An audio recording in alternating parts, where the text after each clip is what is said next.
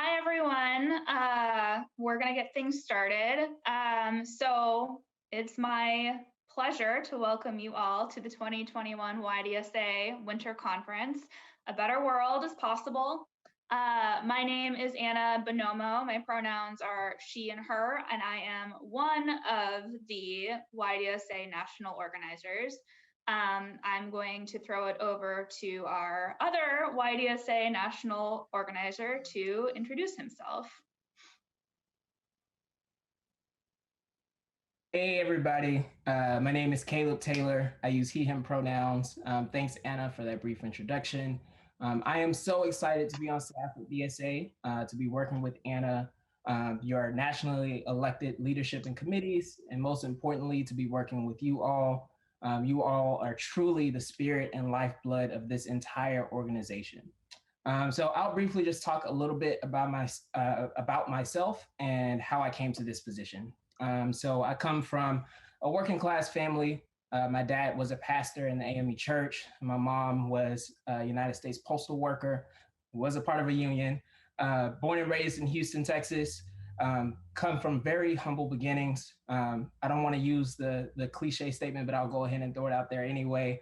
We were definitely one of those families that we didn't have everything that we wanted, but there was definitely food and shelter. And so, definitely coming from working class backgrounds, can't really say that we were very politically active outside of elections. It was really my time in college where I came to my wokeness and raised my political consciousness. So I went to Texas Southern University. It's HBCU, second largest HBCU in the country. It's located here in Houston as well. I actually started there on a band scholarship. And during my first semester there, I took an African American literature class. And that was honestly the first time that I was in an educational setting that gave context to a lot of the struggles that Black community and working class communities around this country face. And it was also the same year of the non-indictment of Darren Wilson, the police officer who killed Michael Brown. And then a week later, the killing of Eric Garner. And that was kind of what sparked my political consciousness. So from then on, I changed my major to political science, and I got involved in some local organizing around Jordan Baker. He was a Black, unarmed 26-year-old father who was shot and killed by a HPD officer. Fought to bring about some accountability for that.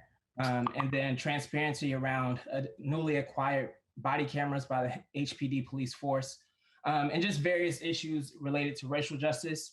And very quickly, from being involved on campus and just being involved locally, I started to face some trouble with our local administration as well.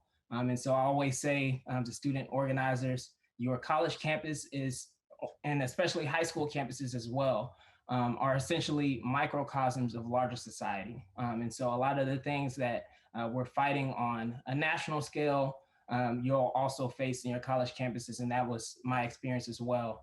And so we fought against a conservative administration. We dealt with severe housing shortages, on-campus violence, in the midst of a overfunded police force. Shout out to all of my defund and abolition activists. And so at the end, we were able to build a mass movement to get our president to resign. And then from then on, I got involved with a little bit of local electoral organizing. I saw firsthand the failures of neoliberalism and establishment Democrats serving corporate and big money donors. And it really kind of pushed me towards socialism. I think my tipping point was definitely the Bernie campaign, both in 2016 and 2020. I also was fortunate enough to travel abroad. I had a chance to visit Accra, Ghana, and Monrovia, Liberia. Those are two countries that dealt in socialism at some point. And I got to see firsthand how it was a benefit for everyday working class people. And so fast forward, I graduated from college, was working on a local campaign. It was a DSA endorsed candidate. And I was tired of being a social media socialist and wanted to get involved. And so I joined DSA. And later down the line, this position came abroad. I went down the job description and line for line, it was clear that this was for me. And it's really been a dream come true. And so I just want to tell you all, as young people, and more importantly, as young socialists, you all are this capitalist system's worst nightmare.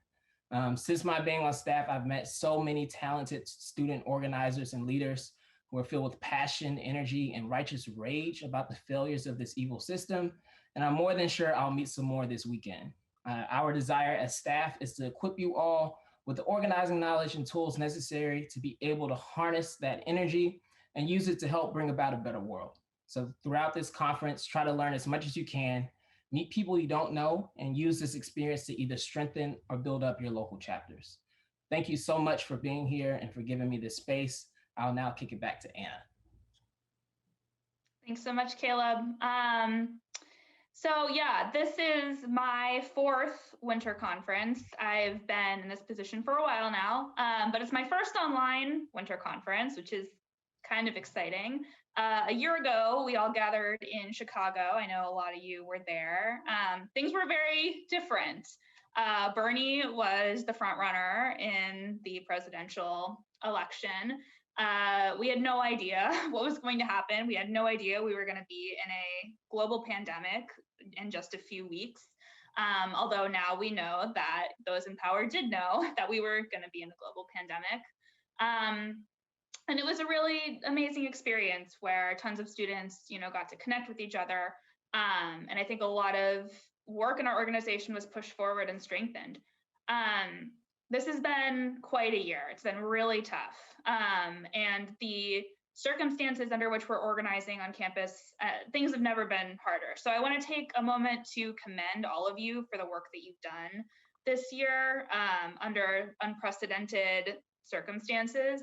So our organization has grown this year, which is really remarkable. And Trump's out of office, which is good, but he's been replaced by someone who in a lot of ways is just as terrible as he is. Just today we saw Biden launching airstrikes in Syria. This week we saw the administration open a migrant detention center for youth. And like 2 weeks ago, he said he's not going to cancel any student debt, or he won't cancel $50,000 or something, which is ridiculous. So all of that is to say, like, this past year has shown us that we need each other and we need this organization more than ever before. And I know it's been tough, and under capitalism, we're so isolated from each other, and COVID has just made that like a million times worse. We can't even be together in person this weekend, but we need each other now more than ever. So I want to take a second to ask you all.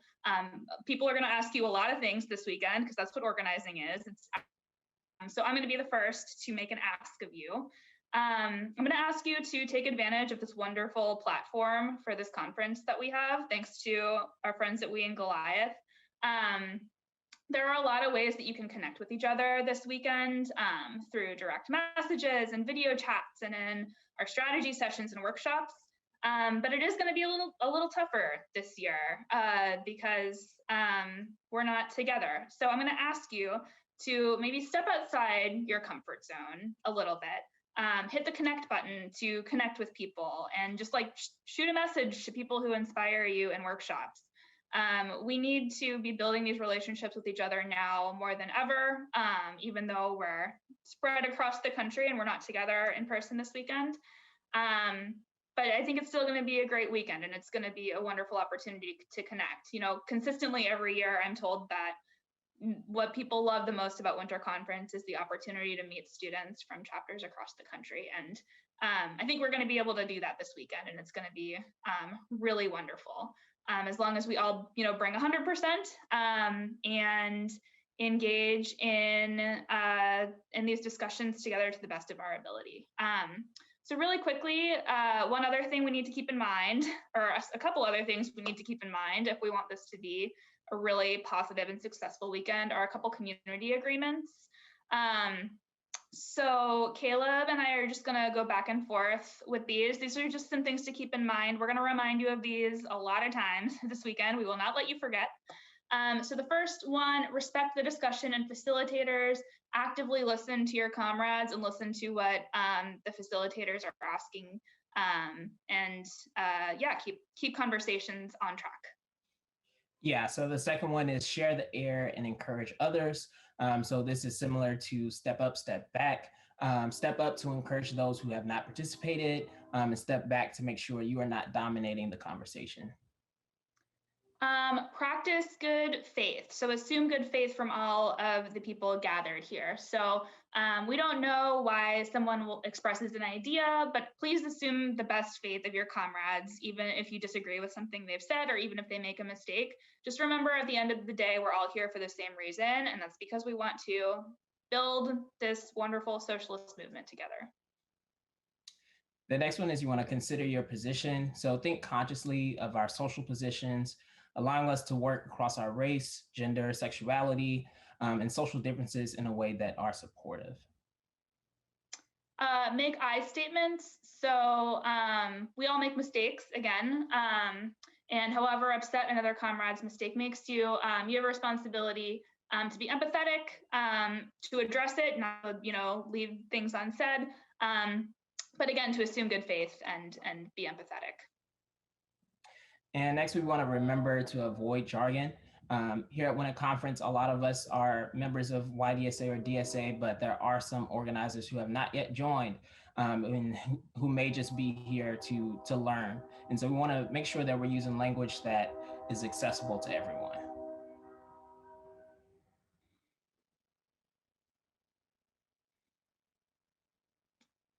All right, turn on your video.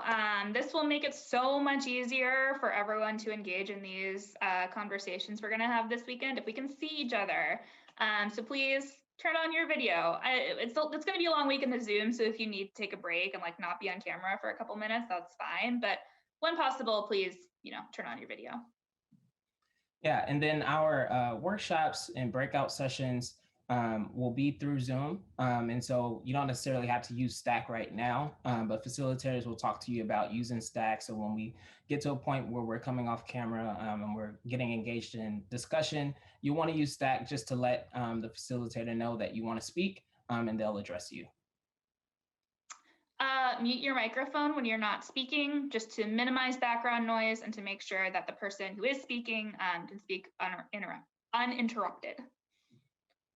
And then also you want to avoid side conversations in the chat. Comments here and there are fine, but if you're having whole discussions, this can be distracting for presenters and facilitators. So just be conscious about that.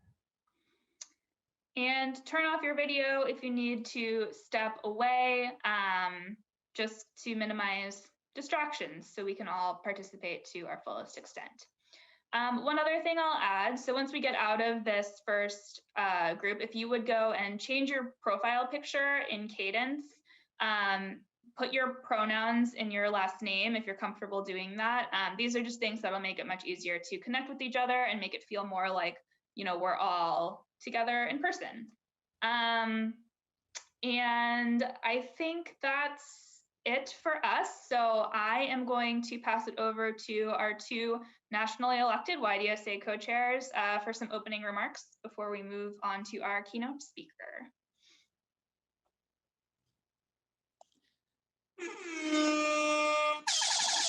Can I hear it for Anna Bonomo and Caleb Taylor, our two staffers who put in countless hours to build our organization? Give me some hearts in the chat. Trying to see the chat while also speaking is hard. Awesome.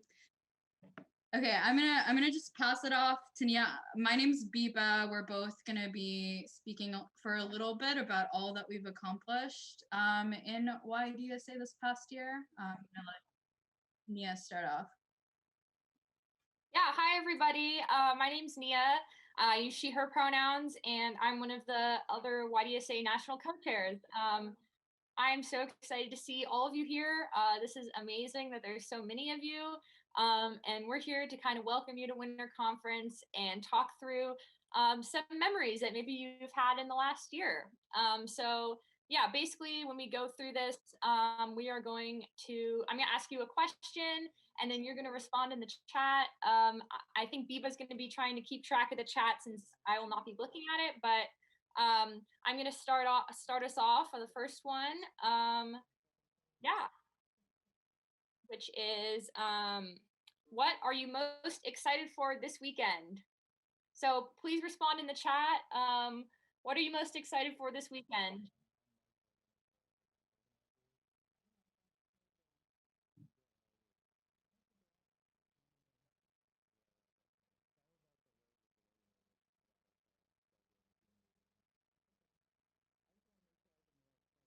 Awesome. Okay, I'm seeing some great stuff in the chat.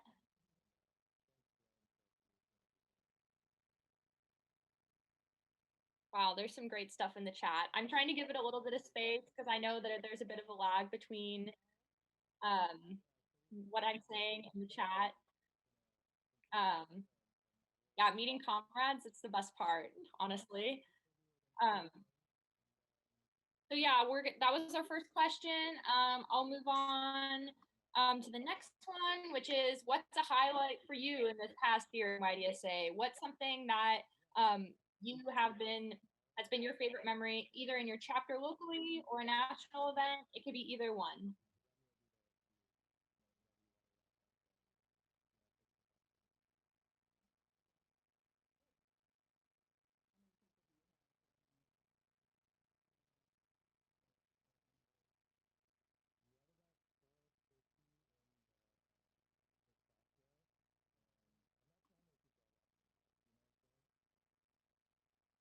Awesome. I'm seeing some new stuff, which is good. I'm trying to still give it a few seconds so we can so that the video can catch up. I'll give it a few more, but meeting some people, it's awesome. Bernie winning Nevada. Yeah, that's a great one. Starting a new chapter. Oh, I love to see it. This is great. I love seeing all of these. Warms my heart. All right.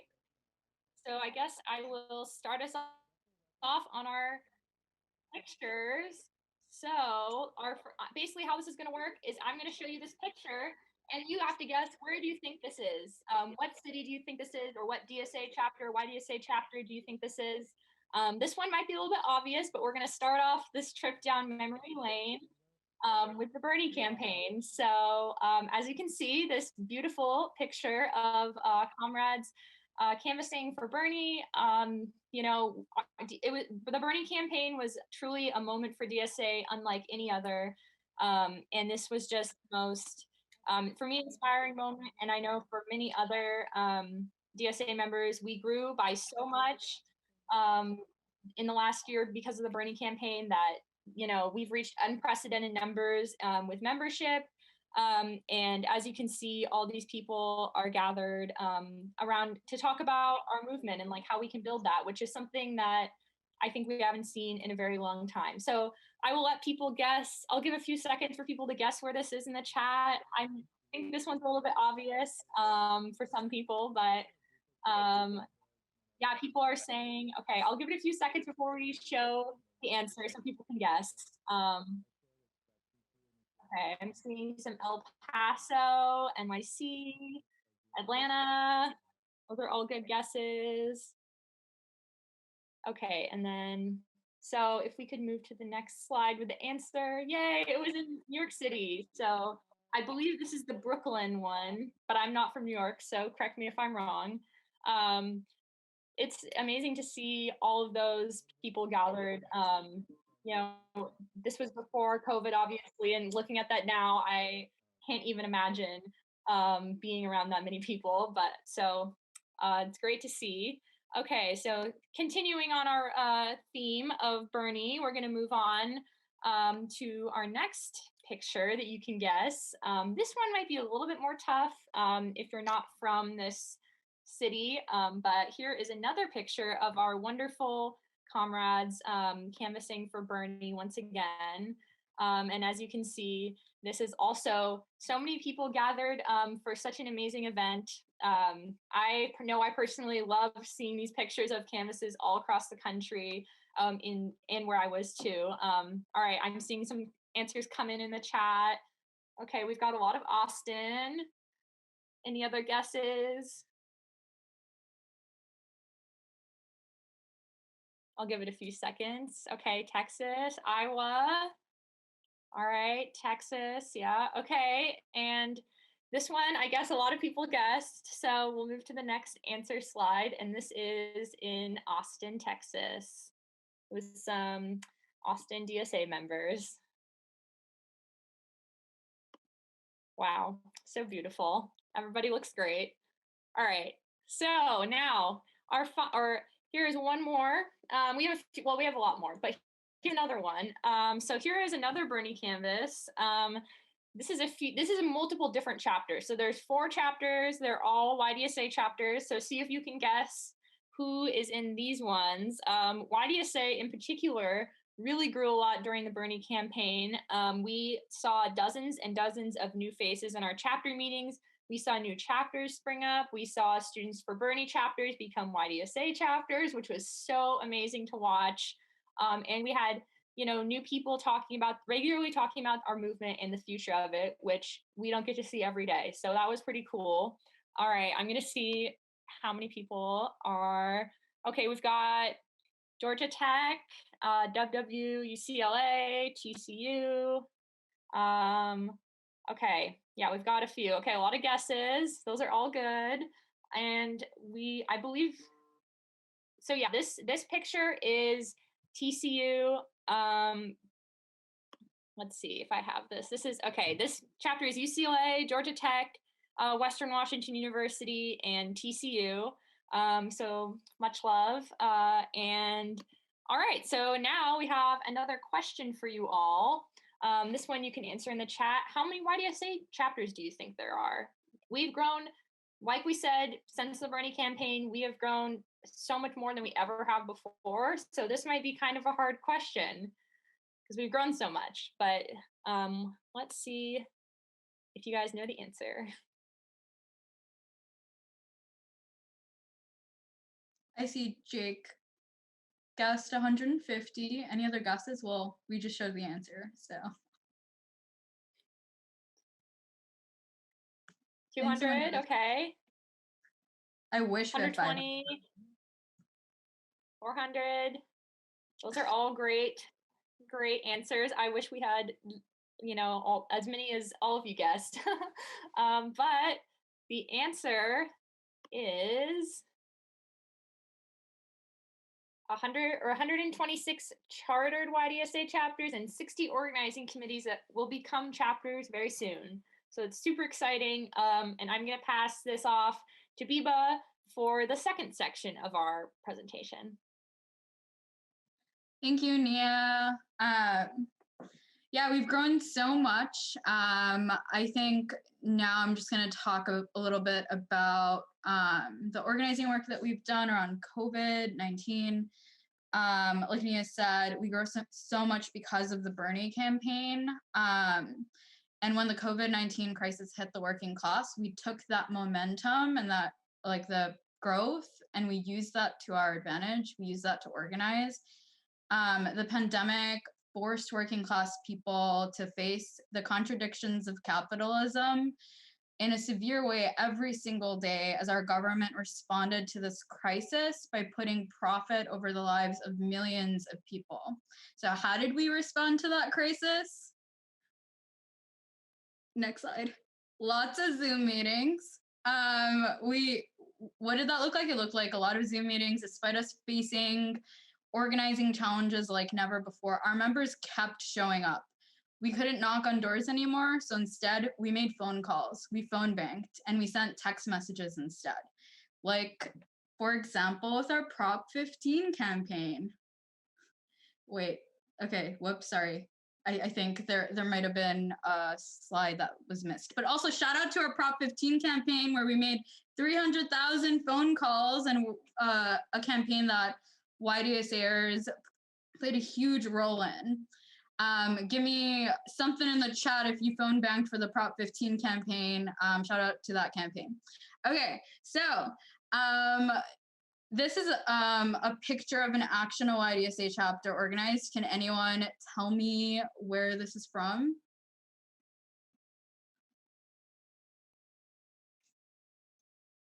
it's a die-in that that UVA actually organized. So we also continued organizing actions where and when we could. Towards the start of the protest, some schools decided to resume class in person, and they decided this in spite of the millions of lives that would be put at risk. So UVA and Georgia Tech YDSA organized die-ins to protest their school administration's decisions. Next slide. And our chapters continued organizing around COVID, and as the COVID-19 crisis continues to rage on, they're demanding better from their schools. We're responding to this crisis like any socialist organization should, by pointing out the contradictions and laying out a clear path for building power for the working class.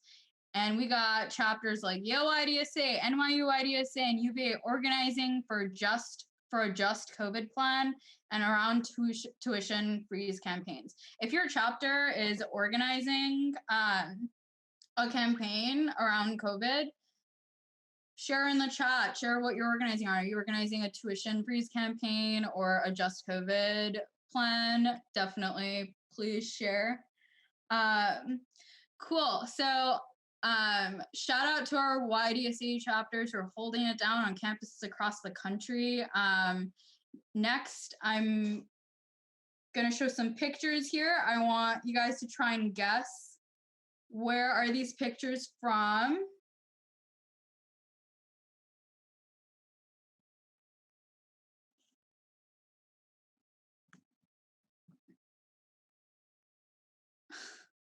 I don't know if the chat's lagged or what's happening. But these pictures are actually from the mass Black Lives Matter protests in the summer of 2020. It's crazy that was just a few months ago. The murder of George Floyd and police brutality across the country and years of organizing. Oh, we can go back to the last slide, sorry. And years of organizing from the Black Lives Matter movement all culminated in spontaneous mass protests like we've never seen before. And we showed up to those protests, and we still have chapters organizing around defund police campaigns across the country in their schools. So shout out to chapters organizing defund police campaigns. I think we can go to the next slide. Okay, anyone want to guess where these pictures are from?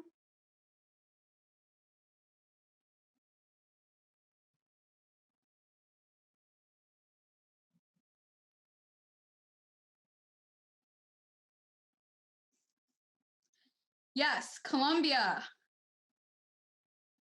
student strike. Okay. Yeah, shout out to our organizers at Columbia YDSA who organized the largest student strike in the US ever. Isn't that crazy? 2,000 students participated in this strike. Shout out to all of the organizers in Columbia YDSA who did that.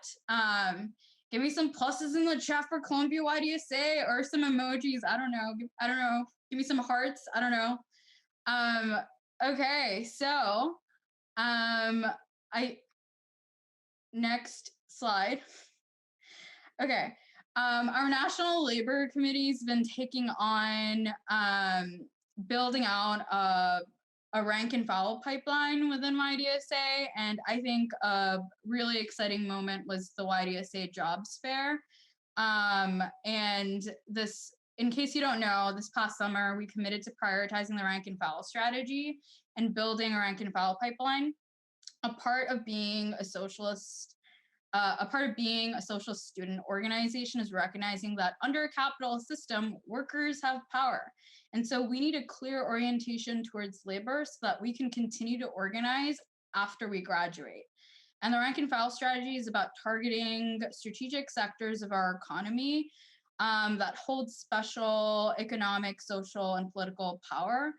and building those unions from the ground up into more democratic and militant unions. So I'm really excited about all the work that the National Labor Committee is doing to build out this rank and file pipeline. And I would love some pluses in the chat if you've been to a National Labor Committee event this year, because they've done some really kick-ass events this year, from, for example, this like YDSA jobs fair that happened this past semester. And yeah, seeing some love for the Labor Committee in the chat. And also shout out to the rank and file school that the Labor Committee is organizing. Please sign up for the rank and file school. I can't link on the chat. If someone from the Labor Committee could link the rank and file school in the chat, that'd be cool. Okay, cool. So next, can anyone guess what this graphic is from? Where this graphic is from?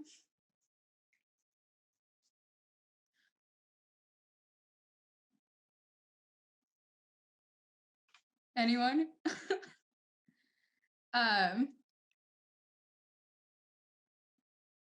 Yes, please sign up for the rank and file school. Okay, this graphic is from our kickoff event for the student debt cancellation campaign. Yes, Rafi. So with Cynthia Nixon. So next slide. Oh, whoops. Okay. Well, so basically, we decided as an organization to take on a national student debt cancellation campaign, calling on Joe Biden to cancel all student debt via executive order. Like Anna said, he recently said that he's not willing to cancel student debt, but it's as easy as signing a piece of paper for him. All he has to do is sign an executive order, and 46 million Americans would be relieved of student debt. Isn't that crazy? He has all the power in the situation, and we need to use this moment to organize and continue to build power for our organization and grow our organization. So we've had chapters across the country take on this campaign, including FGCU YDSA, who did a banner drop recently. So, you know, props to them, pluses in the chat for FGCU YDSA. We're asking YDSA chapters to organize a banner drop on March 11th and join us in this campaign to cancel all student debt. So please sign up. I'm gonna share the link for signing up to organize a banner drop. And yeah, I can't wait to organize alongside with you guys this coming year. I'm so excited for this weekend. I cannot wait to meet you guys and meet new fellow organizers and learn and grow with you guys. So can I tried to do an air horn, it was really loud. But can I get some pluses in the chat if you're excited for this weekend? Can I get some emojis to show how hype everyone is? Thank you, everyone. I think that's all we have for today. So please sign up for to organize a banner drop on March 11th. And I'm really excited to build this organization alongside you guys and have a really fun weekend.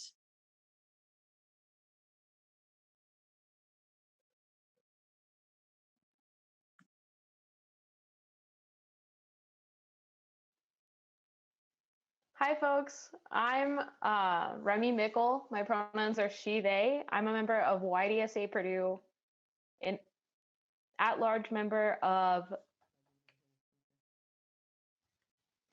the NCC, and chair of the Winter Conference Planning Committee. We have an incredible guest speaker here tonight. Dr. Barbara Ransby. Dr. Barbara Ransby is the John MacArthur Chair and Distinguished Professor in the Departments of African American Studies, Gender and Women's Studies, and History at the University of Illinois at Chicago. She also directs the campus-wide Social Justice Initiative, a project that promotes connections between academics and community organizers doing work on social justice. She is a graduate of Columbia University and the University of Michigan, where she was a Mellon Fellow. Dr. Ransby is the author of 2 award-winning books, Ella Baker and the Black Freedom Movement, A Radical Democratic Vision, and Eslanda, The Large and Unconventional Life of Miss Paul Robeson. She's the author of a 3rd book published in August 2018 entitled Making All Black Lives Matter, Reimagining Freedom in the 21st Century. Dr. Ransby has received a number of awards and honors, including the 2018 Angela Y. Davis Prize from the American Studies Association for Scholarship in Service of the Public Good. She's the editor-in-chief of Souls, a critical journal of Black politics, culture, and society, and is a member of the editorial working group of the London-based journal Race and Class, and the editorial advisory board of the Justice, Politics, and Power book series at the University of North Carolina Press. Dr. Ransby publishes regularly in popular venues, which include Dissent, In These Times, Color Lines, The Nation, The Boston Review, Truth Out, and The New York Times. Dr. Ransby is not only a historian and writer, but also a longtime activist. She was deeply involved in the anti-apartheid Free South Africa movement in the 1980s and later co-founded a number of organizations, including the Ella Baker Nelson Mandela Center, Ella's Daughters, and African American Women in Defense of Ourselves. She's a founding member of the National Organization Scholars for Social Justice and works closely with the Movement for Black Lives and the multiracial coalition, The Rising Majority. She serves on the board of directors of the Woods Fund of Chicago and the grassroots Chicago-based Equity and Transformation, a group that supports formerly incarcerated persons and those working in the informal economy. Please, in the chat, help me welcome Dr. Barbara Ransby. So excited to have you here. Thank you. Thank you for that lovely introduction. And I also want to thank Makiko James and others who invited me to be with you tonight. You know, I had a lot of speaking engagements this week and webinars and all that, but I was really looking forward to spending my Friday night with a bunch of young democratic socialists. Like, it doesn't get much better. I'm not going to give a long speech. I want to share a few reflections with you, and hopefully we have some time for conversation. And I want to preface my remarks by saying, you know, that I am really heartened, you know, by the growth of DSA and the DSA youth, but also, you know, just the ways in which you all and your cohort have organized and put socialism on the front burner. You know, we can say we rallied around Bernie, but it really was the grassroots organizers who have advanced the critique of capitalism in really important ways. And for someone of my generation, it's really hopeful to hear young voices, you know, unapologetically critiquing capitalism, engaging in campaigns and struggles that expose the brutality and viciousness of the capitalist system that we live under. And I refer to it as racial capitalism, which I'm going to come back to in just a moment. But I just want to celebrate because, you know, it in a society where we are so immersed in a culture that promotes the logics of capitalism, you know, it takes critical thinkers and it takes a big heart to decide to follow a different path and to be openly critical, to openly embrace, you know, the ideals of socialism. I think it's really important. So I just want to commend you for that as I begin my remarks. I also want to say, you know, that was a long and very nice introduction, but, you know, my credentials that I bring to you are more of my activist credentials than my academic credentials. I was a longtime student activist. I was an activist in the anti-apartheid movement at Columbia University in the 1980s. I later was an anti-racist student organizer and feminist organizer at University of Michigan. You know, and like many of you, we organized campaigns, we shut down meetings, we shut down buildings, we got arrested. many of the tactics that you are engaged in today in the work that you're doing, we engaged in. And so there's a continuity there, new challenges, new demands, a new historical moment to be sure. But there's a long tradition of socialist and left activism. And each generation, I think, has to decide, what strategies and tactics are going to best advance the ideals that we share. So, we've just lived through a year really like no other. I'm a historian by training, so I think of what are the hinges on which history turn, which are the pivotal moments after which, societies change. And this certainly was one of those years, 2020. And it was a year that really exposed to its core the brutality and bankruptcy of racial capitalism. The lessons were painful and they were raw. From the tens of thousands of people who died, the hundreds of thousands of people now who've died from the COVID pandemic. That pandemic exposed the ways in which capitalism works against humanity and against all of us. We had a point at which the governor of New York and other state legislators were bidding on the open market for ventilators. I mean, that is a capitalist moment where politicians are bidding, the highest bidder will get the life-saving device, no plan, no commitment to the public good that trumped the market and profit. So we saw that. And now, of course, we see pharmaceutical companies scrambling to covet this vaccine and reluctant to fully license the vaccine to be widely produced in the global South. Another example of both capitalism and racism. And of course, the number that many of us saw recently of over $1 trillion in profit, made by corporations during the COVID pandemic. That was one of a number of crises we witnessed last year. Of course, the spectacle that was Donald Trump, the culmination of which was a racist attempted coup by white nationalists on January 6th. But I also want to remind us that another thing that we witnessed last year that was very important, that points in a different direction, was that upwards of 26 million people went into the streets of this country in every state in the union to protest state violence and racist police violence after the murder of George Floyd. That is huge. Now, we can't, as organizers, we can't claim we didn't organize all those people. But many of us participated in movements and organizations that set the tone to expose racist state violence and to deem it intolerable and to call on people to step up and stand up. And many, many people did. Many white people in places where there were not any Black people made a choice to stand on the right side of history.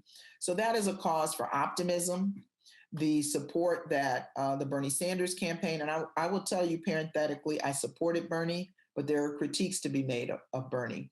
And I want all of you who love and adore Bernie to remember the importance of being able to also critique, dissect, analyze our leaders, whoever they are. They can be on the right side, they can be much beloved, but we have not done our duty as organizers, as serious organizers, if we cannot also critique leaders and organizations and each other and ourselves, right, in the process of this work. So I'll come back to that in a minute.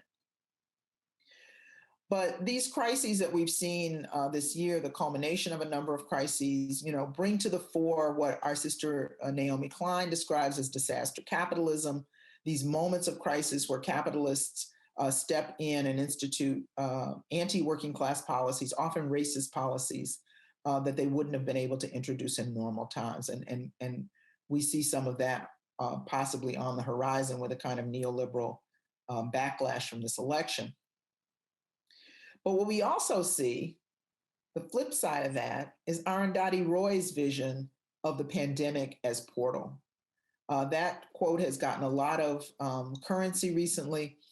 And it really is a hopeful vision of this moment, that out of a crisis can come enormous opportunities for organizing. People are thinking of the world differently. We've been living in this very surreal, COVID moment.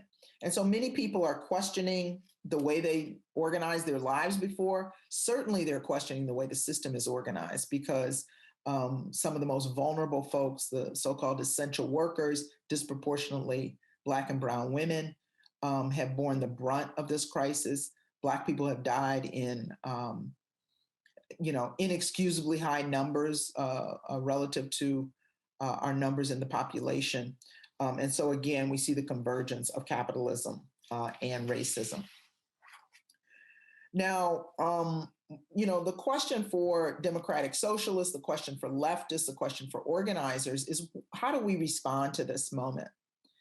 And I think we respond with determination and optimism, but we also have to respond to this moment by, looking at ourselves, critiquing ourselves, challenging what we can do better, and sharpening our analysis. And the thing I would like to say to you, and I know this has been a discussion inside DSA, we cannot understand capitalism. We can certainly not fight capitalism without also fighting white supremacy and racism. There is no colorblind solution to capitalism because capitalism is not a colorblind system. The capitalists were able to build up the wealth that they did if we call it a period of primitive accumulation, based on colonization, and colonization throughout the world, the global South, was facilitated by the ideology of white supremacy and racism. The dispossession of indigenous land here and in many other places in the world, the enslavement of African labor was a critical part of the emergence of American capitalism. And not only for those who owned human beings directly, but the bankers and the textile mills in New England who allowed human workers to be treated as collateral for loans, et cetera. And, Edward Baptiste's book and Walter Johnson's books on slavery, on the racial character of slavery and capitalism, illustrate that. So capitalism and racism and white supremacy are intimate bed partners. They were together from the end. They are inseparable from the beginning. They are inseparable, and they have to be inseparable in our analysis. When we look at the emergence of the Black Lives Matter movement for Black Lives, a movement that I'm very close to, it's not perfect, but it is above all a movement that centers the Black working class. So if we are socialists and we're talking about class struggle and we don't understand the Black Lives Matter movement as a Black working class led struggle, then we have allowed, white supremacist ideas to compromise our analysis in very, very destructive ways. Because it is not college professors and doctors and lawyers who are being assaulted by police and thrown in jail in large numbers. It is poor and working class Black and brown folks in disproportionate numbers. Yes, white working class folks are vulnerable too, but not to the degree and not in the same targeted fashion. And we have to acknowledge that, and that has to be a part of how we see not only racial justice struggles, but as class struggle in this moment. And there's a long history of that. Ella Baker, who I spent 10 years researching and writing about, was a socialist. She was a civil rights organizer. She was a Black freedom fighter. She was an internationalist, but she was also a socialist. W.E. Du Bois was a socialist. Claudia Jones was a socialist. Martin Luther King had many, many socialist ideas. So the Black freedom movement has been a corollary, has been immersed in, Black, not only Black and anti-racist organizing, but anti-capitalist organizing and socialist organizing. And so that's a history that we also have to make sure is told fully. I'll just say this kind of in segueing to to our discussion. One of your three focal points or issues of focus for this conference was defund the police. And defund the police is a demand that has in some ways been sort of reduced and overly simplified. but it really comes out of a demand of divest and invest. As Ruthie Gilmore and Angela Davis and Mariam Kaba and many of the cutting edge thinkers in terms of abolitionist thought and abolitionist strategy will argue, is that abolition, the abolitionist movement of the 21st century, just like the abolitionist movement of the 19th century, was not just about destroying an institution and abolishing an institution. If police disappeared tomorrow, which by the way is not going to happen, but if police disappeared tomorrow, what would happen if we still have racial capitalism in place is that private security, mercenaries, other police with a different title would come into play, because that kind of state violence, that kind of violence in service to the state and in service to capitalism is necessary to hold such an unequal and unjust system in place. It absolutely is. It has been true historically, and it is true all over the world. So what we have to do when we talk about defunding the police is we have to also talk about dismantling racial capitalism. Those two go hand in hand. It is no coincidence that people like George Floyd and Eric Garner, to remind you, was the man who was strangled to death by police on Staten Island. Alton Sterling in Baton Rouge, Louisiana. These were people who were involved in the informal economy, people who were on the margins of the formal economy, people who had been pushed out, some of whom had experiences with the police and prison system. They were working class people who, in this moment of capitalism, late capitalism in crisis, had been relegated to the margins and therefore criminalized and therefore vulnerable to the kind of violence they encounter. But in some ways, the violence that George Floyd experienced, vicious violence, in Minneapolis, when he's literally murdered, in broad daylight, on the street by Minneapolis cop. Really, the system had been chipping away at his life for years and years before that. And that is true of many of the victims of police violence. Ruthie Gilmore talks about abandoned communities, organized abandonment. That is a byproduct of capitalism, married to white supremacy, married to racism, a system that says, not only do capitalists get to exploit the working class, but that this kind of wage of whiteness that W.B. Du Bois talked about, is a way to divide the working class, but is a way to also get certain white workers, to buy into a system that ultimately is not serving their material interests, but is prepared to give them a slight margin of greater protection or greater incentives than Black and brown workers. So there's a material connection to that division. It's not just immaterial. That's important history to organize. We can't organize around it. We can't just say, we're all in the same boat. Some of us are, on deck, and some of us are, in the bowels of the ship, if you will.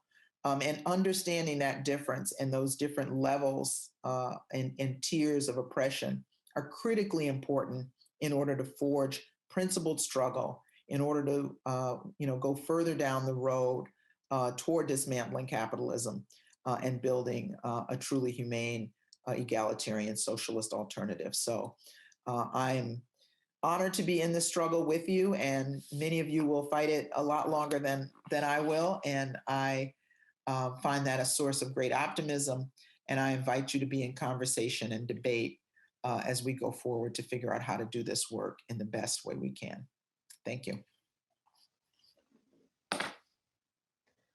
Okay, so we're gonna do a little question and answer session, folks. So if you have any questions that you'd like me to ask Barbara, you go ahead and put them in that questions thing right under the messaging tab on Cadence.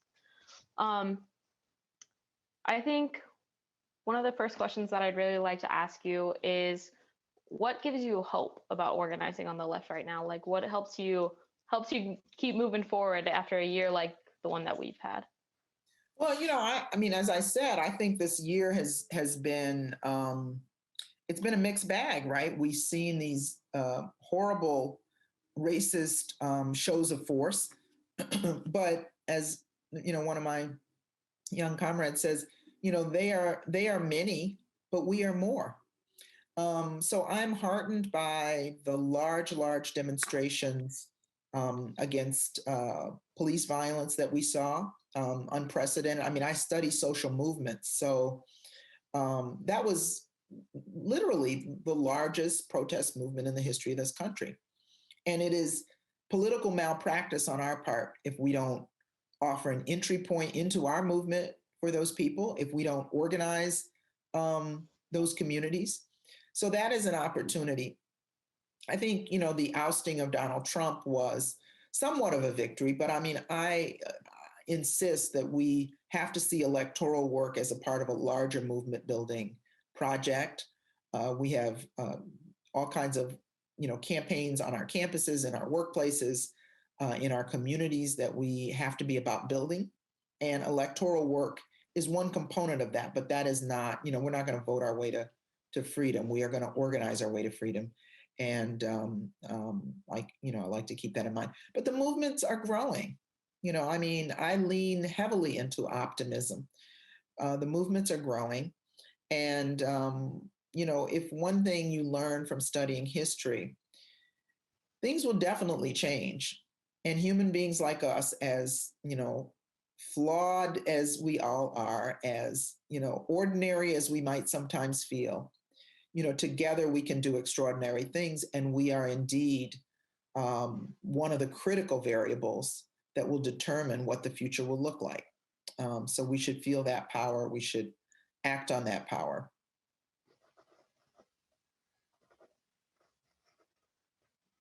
Okay, I don't think I can see the questions, can I? No. The next question that I'm seeing is, do you have any advice for the young socialist organizers? I'd say specifically, like, is there one piece of knowledge that you would really wish that everyone knew from like all your experience with organizing and your research?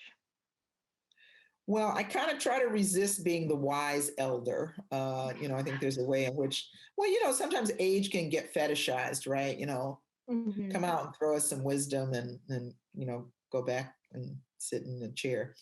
And I also say, intergenerational organizing is important. And I also try to be a well-behaved elder and not act as if I'm the repository of all knowledge. But I guess I would say, if there's something I do carry with me, I think we are more powerful than we often think we are, as individuals and certainly collectively. So once we own that power and understand the locus of power is not someplace else, but is in the work that we do, I think we can feel much more hopeful, much more energetic, much more motivated, to do the work that we do. And I do think this is a critical moment, perhaps more than any other time that I've lived through or studied. I mean, capitalism is in crisis independent of us, in a sense, right? So the climate crisis that, Bill McKibben has this famous quote, capitalism has a infinite growth strategy on a finite planet. That's one thing that capitalists are up against. The financialization of capital is another, which creates certain kinds of contradictions in terms of their ability to sustain high levels of profit, which, we see unprecedented concentrations of wealth. And then, the changing nature of labor, the sort of robotization of labor and technology displacing labor. And technology always displaces labor, and then other industries emerge, but we're not seeing that. We're seeing labor light industries emerge. So there's tensions in capitalism itself, and we see some of the big fights among capitalist elites about how to resolve this crisis. And that's an opening for us to say there's a different way. We don't have to patch up a bankrupt system. We can actually forge an alternative. I think kind of tied to that is, what lessons should we take away from the movements that came before us? So we live in an unprecedented time, but what can we take from? Mm-hmm. Well, people never know that they're making history when they're in the middle of it, right? So some of the people I interviewed who were involved in the Student Nonviolent Coordinating Committee in the 1960s and uh, other organizations, they weren't sure what winning was going to look like. So I think, we walk with humility in this work. None of us as individuals are powerful enough, eloquent enough, brilliant enough to change the world by ourselves. So we need other people to do that. And I think that's a big lesson, when we are able to organize across lines of difference, and we don't do that by ignoring the difference. We do that by naming the differences and owning the differences and working together anyway. But when we do that, when we are bold and brazen, and when we act out of the principles and values that we believe in, we have the greatest chance of winning. And that is true from, South Africa to Brazil to, many, many places on the planet. And, there's a lot happening in this country in terms of organizing. I mean, from the climate change movement to M4BL and the movement for Black Lives to the Me Too movement. I mean, many of these movements don't identify as socialist, but in terms of the kind of world that we want to see, they are very consistent and compatible with a socialist vision, and they speak to the power of collective action and the power of organizing. So we should allow that to embolden us and make us confident in the work that we're doing. I'm back here, like getting so excited on my end, just so you know. So the last question I'll ask is a question of more about the academic side of things. So it's, I guess, a question: is there still an academic red scare that you think is like stopping socialist and communist lessons from being learned on campuses? Well, I wouldn't call it a red scare, but there certainly is a bias in terms of academic freedom. I mean, we talk about academic freedom, but historically, from the McCarthy era to today, leftists and anti-racists and feminists on campuses have been targeted. I mean, we're often targeted by right-wing organizations that write to our college presidents and our department chairs and so forth. We are often targeted in other ways by people who say that our scholarship is not legitimate because we engage in scholarship that is about oppressed communities or in service to movements. And I think we have to fight that. I mean, I will also say this: the issue of Palestine is a critical issue that many of us have been targeted for taking a position in solidarity with Palestinian human rights and Palestinian struggle for self-determination and liberation. And that has, been in campuses across the country. People have taken, huge hits for that. I'm a part of a relatively new organization with Kathy Cohen and Adam Getachew and others called Scholars for Social Justice. And we are really, reaching out to our colleagues on various campuses, to say, we need to organize as well. I mean, part of the training of academics is that, we're not really workers. We just float above it all and think, right? And write books. But the conditions of the neoliberal university is one that increasingly exploits teachers, and particularly adjuncts and junior scholars and instructors on our campuses. Campus workers are notoriously exploited and mistreated. And our students, you all had as a priority this issue of student debt.